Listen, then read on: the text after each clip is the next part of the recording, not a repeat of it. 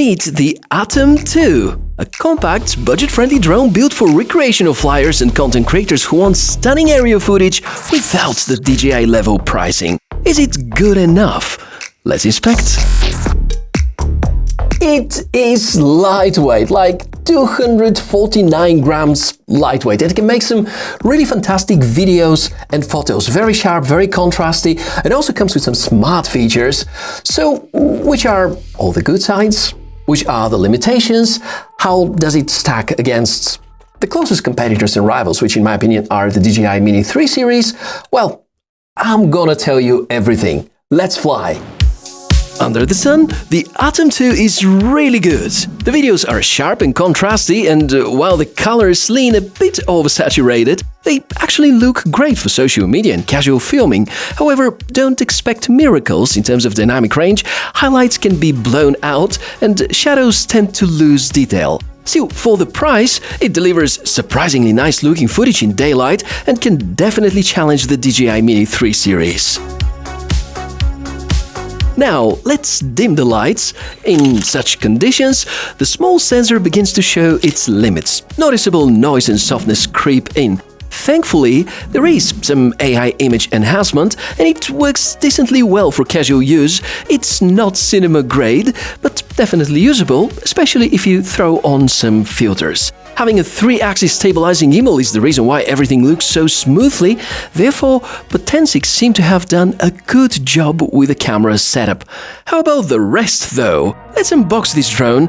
The Atom 2 is lightweight and minimalistic, designed to be one more of these sub-250-gram members like the DJI Mini series. A nice carrying case for the combo edition. You're going to notice the compact folding arms, a gimbal-backed camera, and a clean overall look. The plastic feels a bit less premium than DJI's models, but it's well put together and easy to transport. At the start, I loved the idea about keeping the props in place using this Velcro, but over time, I found out that if you don't keep it tight enough, it may stick to the inner sides of the case, and this is definitely not desirable. There are a few LEDs, good mechanisms for the arms, feels alright. The technical specs are also reassuring. It's just 249 grams. The maximum video resolution goes up to 4K at 30 frames per second. The camera consists of a half-inch Sony image sensor. Maximum flight time is up to 32 minutes in ideal conditions. Transmission range up to 10 kilometers. There's GPS and GLONASS supported, no obstacle avoidance, and a very convenient smartphone app.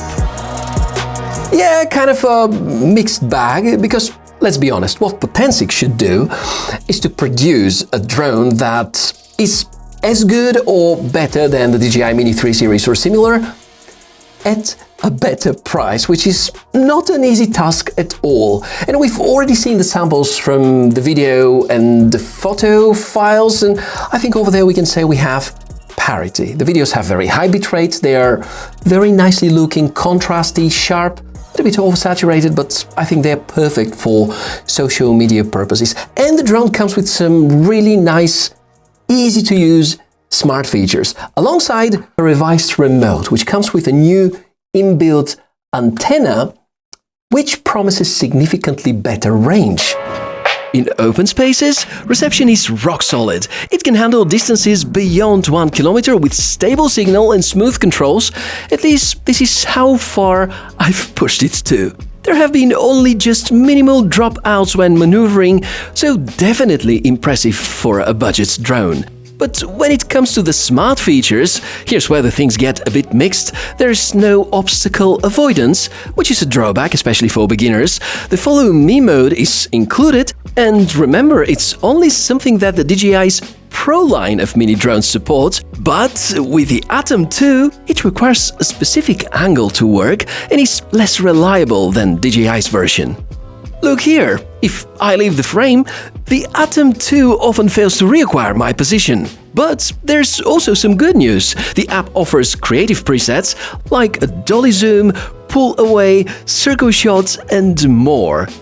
Also worth noting, it doesn't enforce no-flying zones, which some users may prefer, though it puts more responsibility on the pilot. The remote is well designed, feels great in the hand, features directional antenna this time for better signal performance. However, I've had connection issues with some smartphones, mostly due to the included USB cable not working consistently. Not a deal breaker, but make sure to test your device in advance and be ready to try with another cable just in case. Potensic's new smartphone app is a pleasant surprise. It's modern, smooth and stable. If you've used DJI Fly in the past, you're gonna feel right at home here. It is intuitive and provides easy access to all the essential settings and features, and a lot of customizations are in place.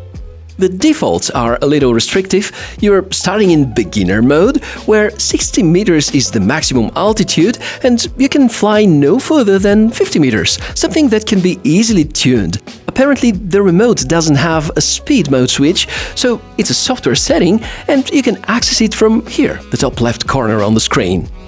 The battery life is solid, around 25 to 30 minutes per charge if you are brave enough to drain it down to 5%. If you're considering this drone, I highly recommend the combo pack with 3 batteries. One odd detail: to check the battery level, you need to insert the battery into the drone and short press the status button, not the most convenient method because you can't check the battery levels outside the drone.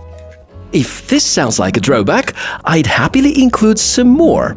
The cable issue that I got, the limited coverage of the Care subscription, it is valid for just a few countries, and the lack of ND filters as an accessory. Although, for this last one, Potensic support promised that such are in development, as well as a camera custom log mode, something that will hopefully bring the camera qualities closer to the line of some pro drones. So, is the Potensic Atom 2 the DJI mini-series killer?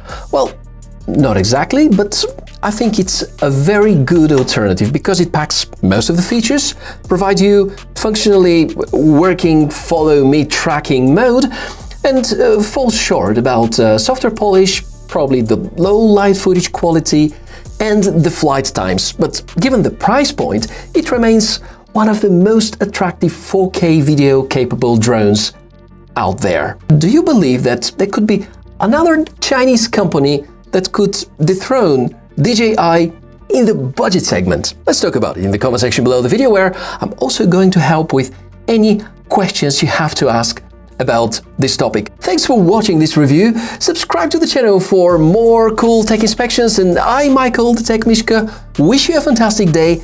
Fly safely and responsibly, and I'll see you soon. Bye!